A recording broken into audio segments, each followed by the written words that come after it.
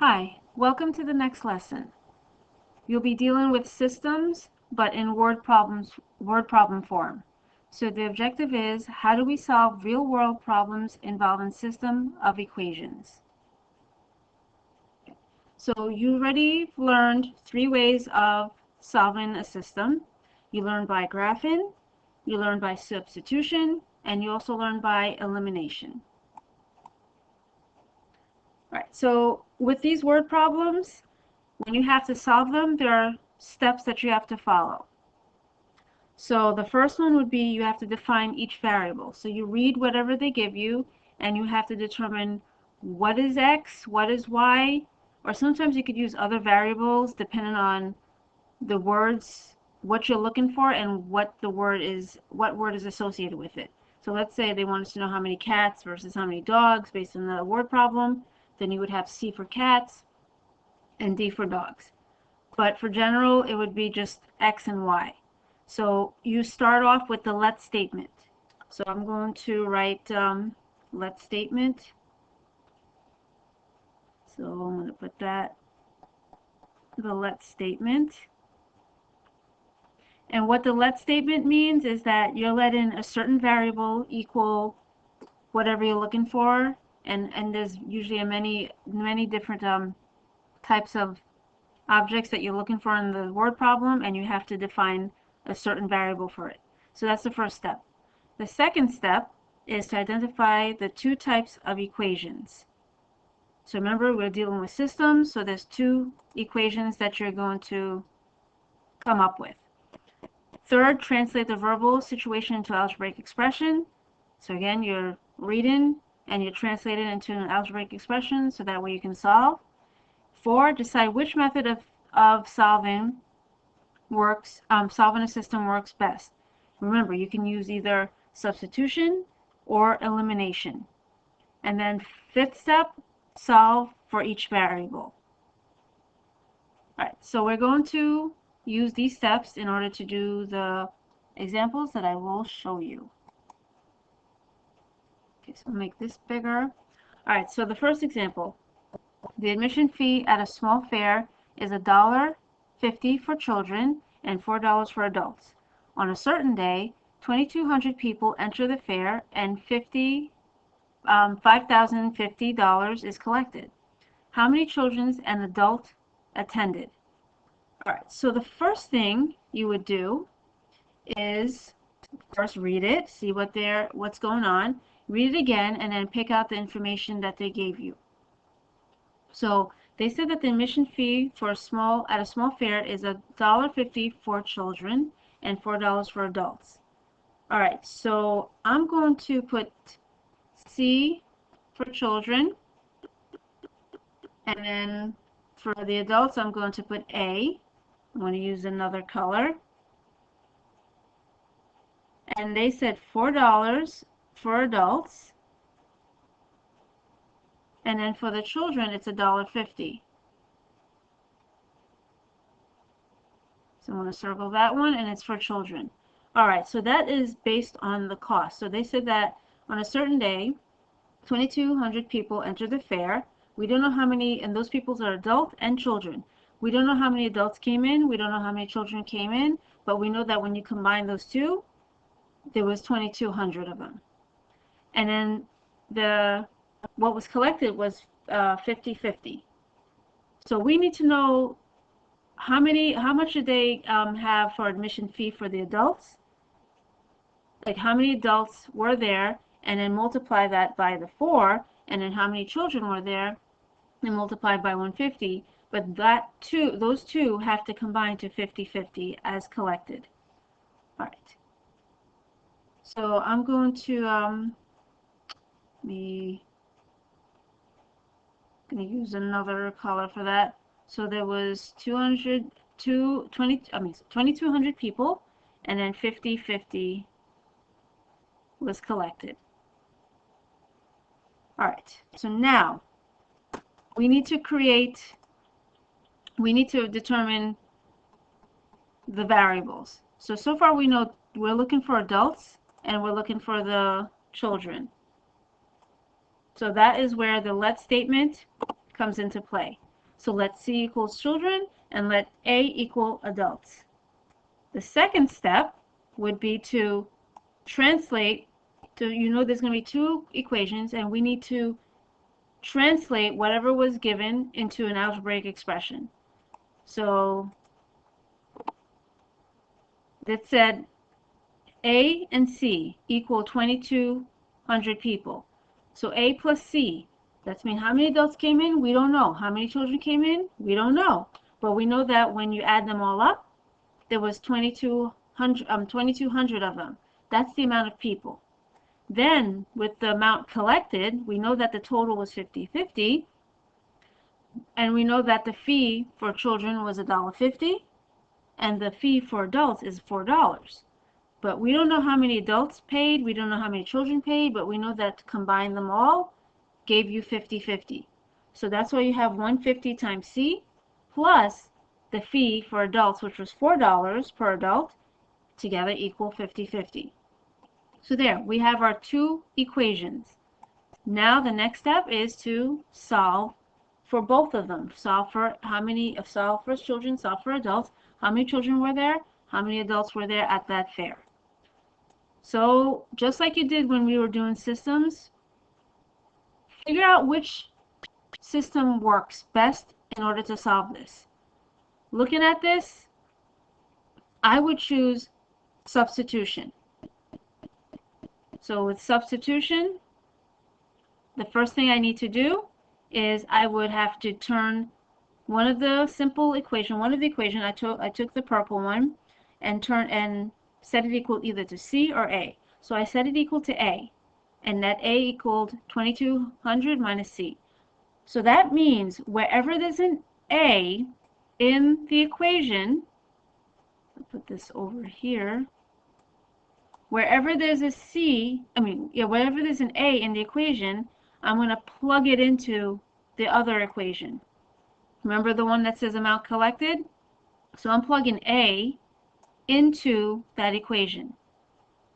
And then when I do that, I distribute, which I did, got 8,800 here, and then a negative 4C. Then I combine like terms.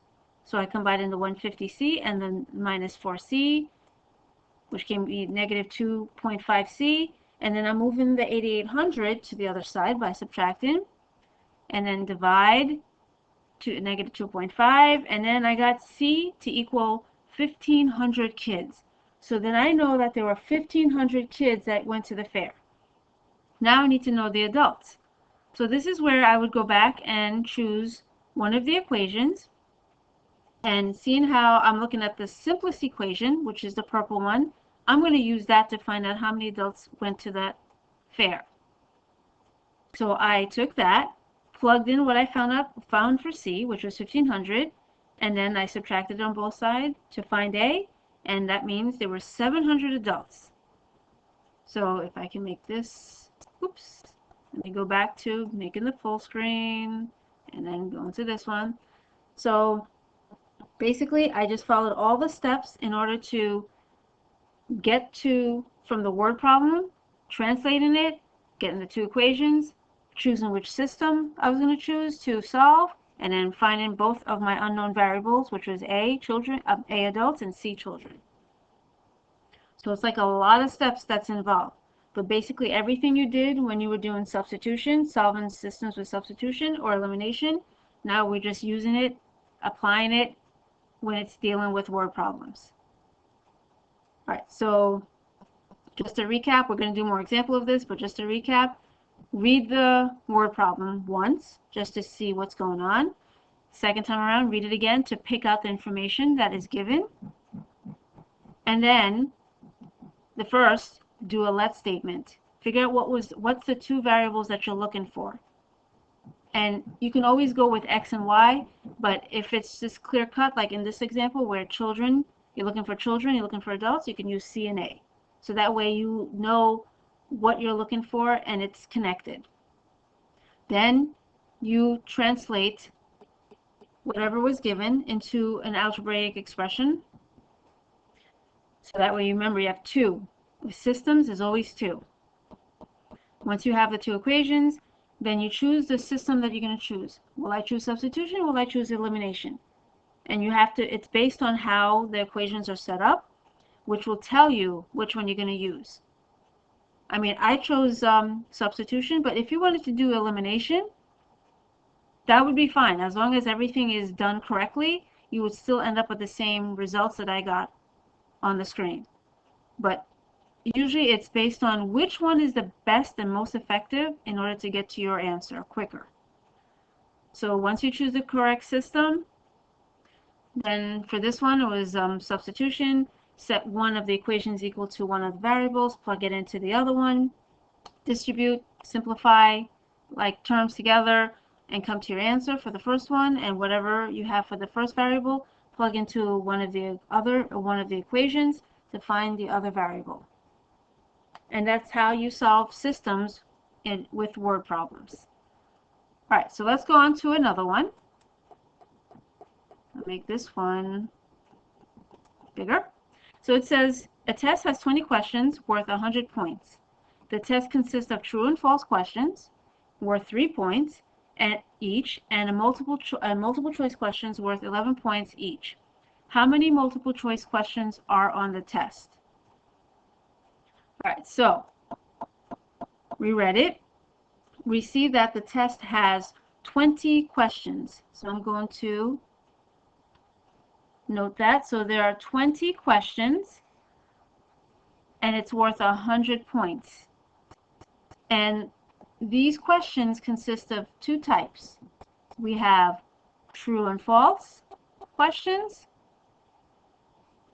So I'm going to put that in the box. True and false questions, which are worth 3 points. And then we have multiple choice questions, which are worth 11 points. And we need to know how many multiple choice questions are on the test. So that's what they're asking us for. But you still need to find the true and false questions and the multiple choice questions. So once you read the problem, you read it again to pick out the information that they gave you and what you need to look for. Time to do our let statement. So our let statement would be let x equals the true and false questions that we need to know. Like we need to know how many of them are there on the test, and the y will represent the multiple choice questions. Okay, so we have that.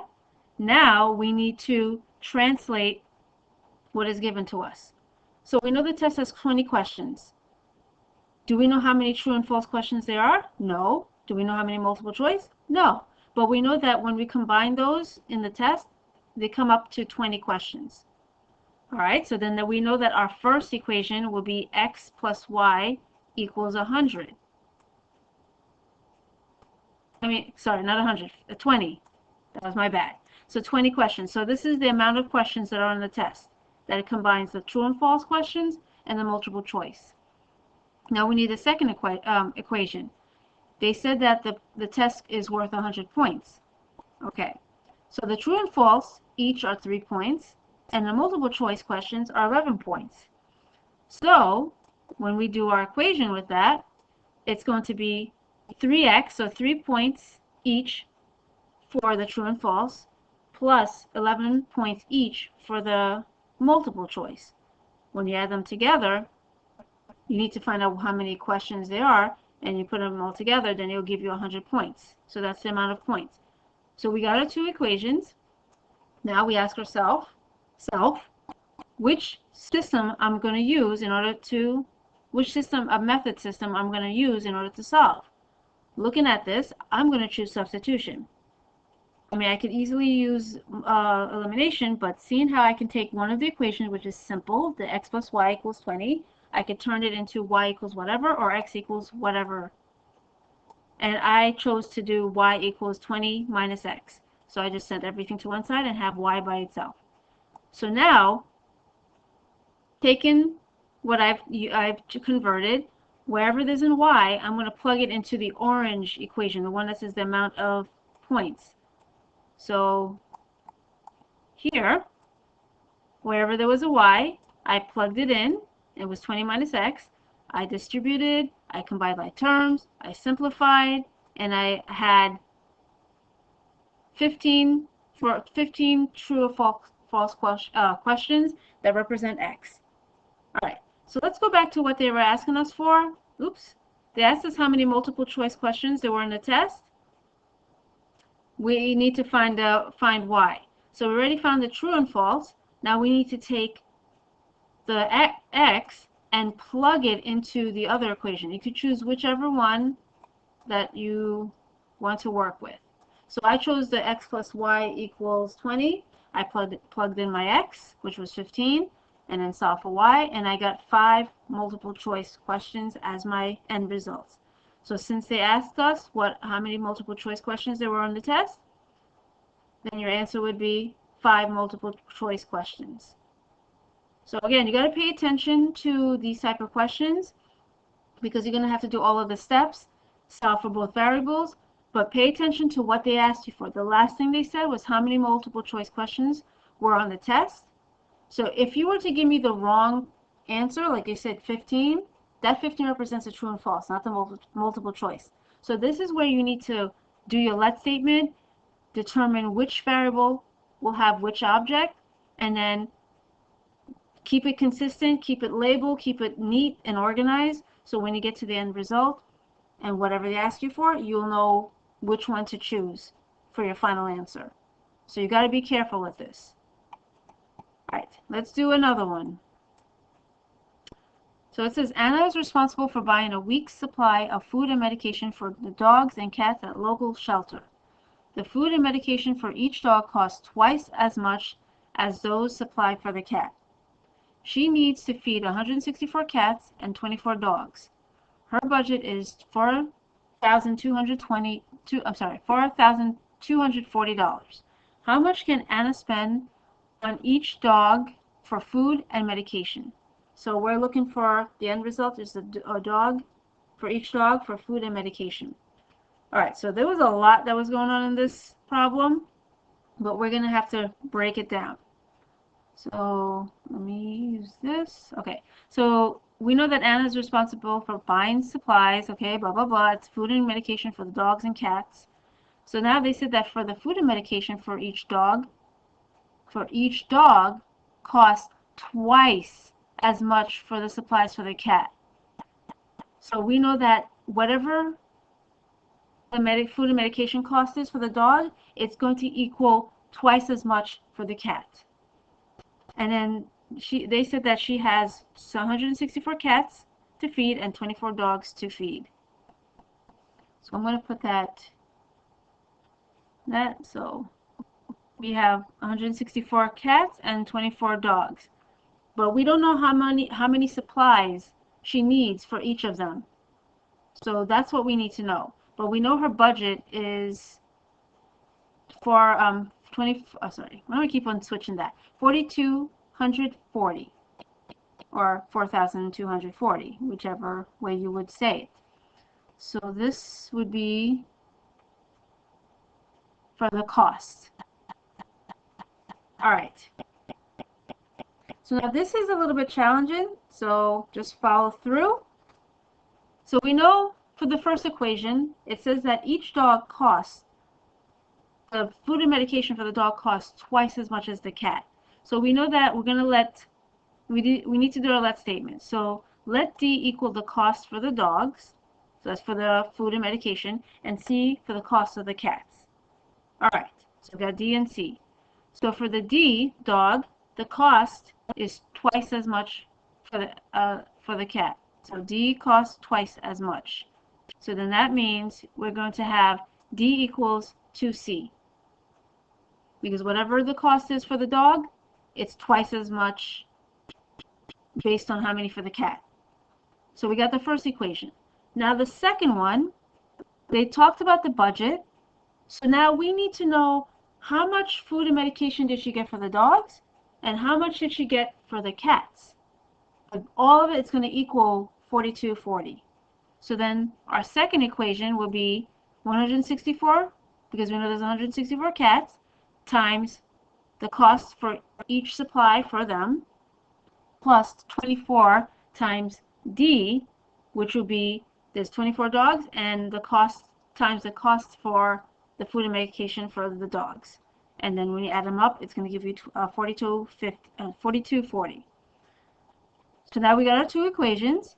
And now you ask yourself, which method am I going to choose? Substitution or elimination? Right off the bat, I would choose substitution because we have the first equation, d equals 2c. So wherever there's a d, you plug in the 2c. So this brings us to our next step, where you choose the orange equation, plug in 2c wherever there's a d, and then you distribute, you multiply those two, combine, and then you divide, and you get $20. So the cost for the cat's supplies is $20. But what did they ask us for? So let's go back to what they were asking us for. I'm going to highlight it. How much can Anna spend on each dog for food and medication? So we just need to know the dogs. We got the cats, but we need to know the dogs. So that means we're going to take whatever we found for C and substitute it into the purple equation, since it's simpler. Okay, so we have that. Just moving this around. Okay, so now wherever there's a C, we plug in our C, and then we multiply, and we get 40. If you were to put it into this equation, the orange equation, you would get your result. But this one is the most simplest one to get to your answer quicker and easier, so that way there's less mistakes. So that means she needs $40 in order to spend for medication, to supply food and medication for the dogs. All right. So again, basically this is stuff that you already learned, but now applying it to word problems. So this is where you need to read carefully, read once, and read a second time to pick out all the information that you need in order to set up the equation and solve. All right, so we got to the end. I'm just going to do a recap. So we learned about solving system, word problem form. So the first thing you need to do is define the variable. There's always going to be two variables that you're looking for. So this is where you need to do a let statement. So you're going to say let x equals whatever, let y equals whatever. And you can use any variables, and usually whatever variable you use usually relates to what they're asking you for. So that way you can have a connection to it. But the most general is always x and y. Then identify the two types of equation. This is where you read the second time and try to pull out the information they give you. Then third, translate the verbal situation into an algebraic expression. So that way we have two algebraic equations. And then four, decide whether you're going to choose substitution or elimination in order to do the problem. The three problems that we did, we use substitution, but it's not going to always happen all the time. There's going to be a situation where the two equations are set up perfectly for elimination. And then the fifth step, you're going to solve for each variable. And sometimes they're going to ask you to figure out, okay, how much was for this one versus how much was for that one. So usually you might have to end up with one answer, but you still have to solve everything and just choose what you need in order to answer the question. All right. If there are any questions with solving systems used by word problems, you can email me, and I can give you more examples, more steps, break it down, so that way you can understand. All right, so this ends our lesson, and have a good day.